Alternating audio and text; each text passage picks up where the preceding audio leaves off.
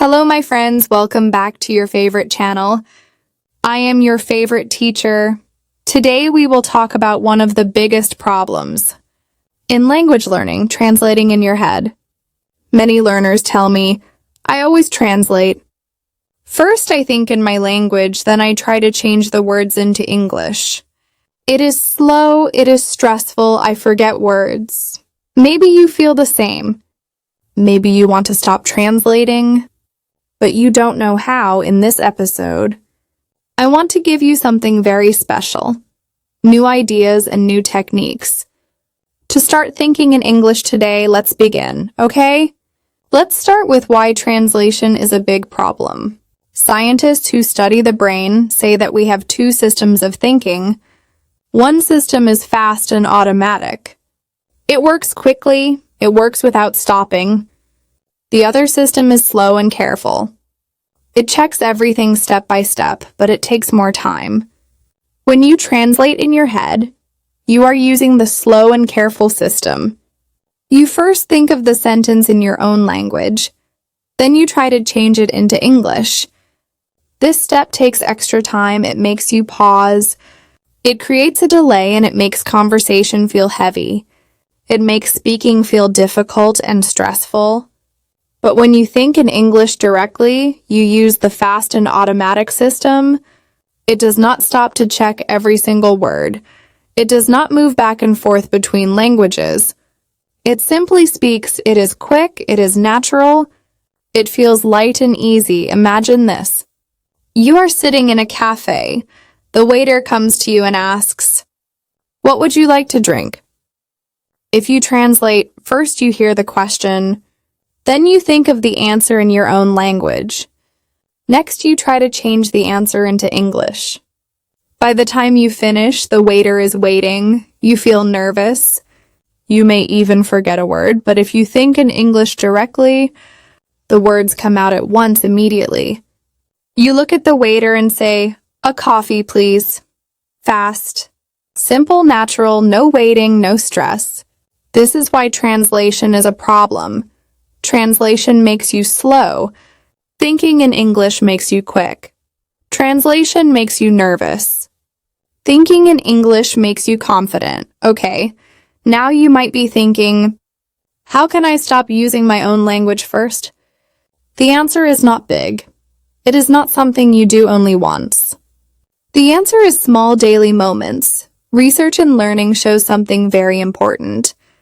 Practicing many small times is stronger than practicing one long time. Short, frequent practice is better for the brain than long, rare practice. It is like drinking water. You do not drink all your water in one moment. You drink many times during the day. Language is the same, so how do we use these small moments?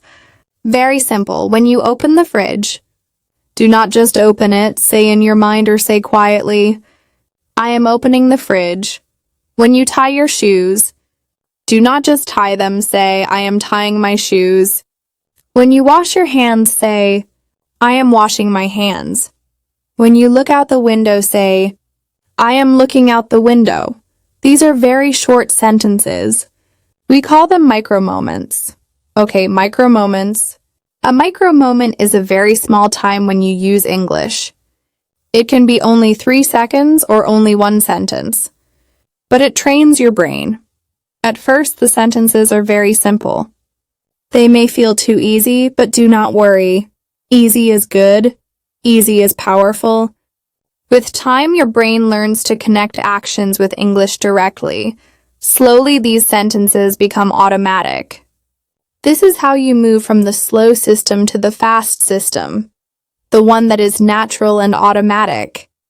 At the beginning, you may think slowly, I'm opening the fridge. It's very slow at the beginning. But after many times, the words come fast. I'm opening the fridge. No translation, no delay, just English. The magic is not in one big moment. The magic is in many small daily moments. Every time you use English in a small way, you are training your brain. Every small practice builds a new road inside your mind. And one day, without even noticing, English will come to you naturally. Okay, many learners say, I want to think in English, but I do not live in an English-speaking country. What can I do? That's a very good question. Of course, the best way to think in English is to live where English is everywhere. If you hear English in the streets, on the radio, on TV, in shops, your brain has no choice. It starts to think in English. But not everyone can move to another country. Not everyone can travel abroad. So what can you do? The answer is make small English islands in your day. So what is an English island? An island is a small piece of land in the sea. Around the island there is water. Inside the island there is land. In the same way, your day may be full of your own language, but you can create small islands of English. Short times when you use only English, for example. You can make a 10-minute English breakfast. During those 10 minutes, you think and speak only in English. You look at your food and say, this is bread. The bread is fresh. I'm drinking tea. The tea is hot. I like butter.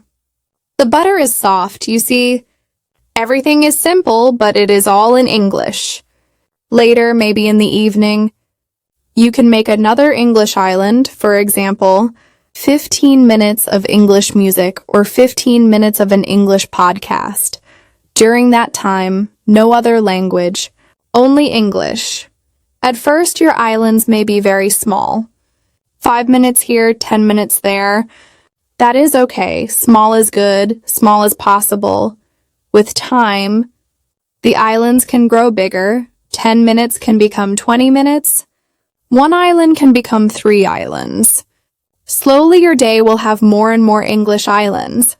And the more islands you build, the less you will translate. Okay, the more islands you build, the more natural English will feel, so remember this. You do not need to live in London or New York to think in English. You can build your own English world step by step, island by island inside your day, all right? Here is another idea from research. Use mental pictures. Not words from your own language. When you learn a new English word, many learners make the same mistake. They always connect the English word to their native language. For example, they learn the word apple, and they immediately think of the word for apple in their language. This feels easy at first, but it creates a problem. Why? Because every time you want to use the word, your brain must first go to your first language and then move back to English. That is slow. That is heavy. Instead, you can train your brain in a better way. Do not connect the new English word to your own language. Connect it to a picture in your mind. Connect it to an image, a sound, a smell, or even a feeling. For example, when you learn the word apple. Don't think of the translation. Don't see the word from your own language in your head. Instead, close your eyes and imagine a big red apple in your hand. Imagine the taste. Imagine the smell of a fresh apple. Imagine the sound when you bite it. Now, when you hear the word apple, your brain will not run to your native language. Your brain will run directly to the picture. From English to picture, not English to translation. Okay, this is really powerful. Why? Because this is how children learn. A child does not learn the word dog by translating. A child sees a dog, hears the word dog, and the connection is made. Here is another technique. It may feel strange, but talking to yourself is a very strong method. Psychologists call it self-talk. Self-talk means speaking to yourself, sometimes quietly, sometimes loudly. You can say, now I'm walking to the bus, or I must remember my keys, or well done, I finished my work. You are your own English partner. You are your own English teacher. This is free, it is private, and it is very powerful. So let me give you a simple plan you can use for 1 week.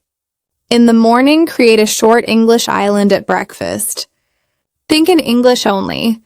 During the day, use micro moments. 1 sentence for each action. In the evening, watch a short video. Copy the emotions, not just the words.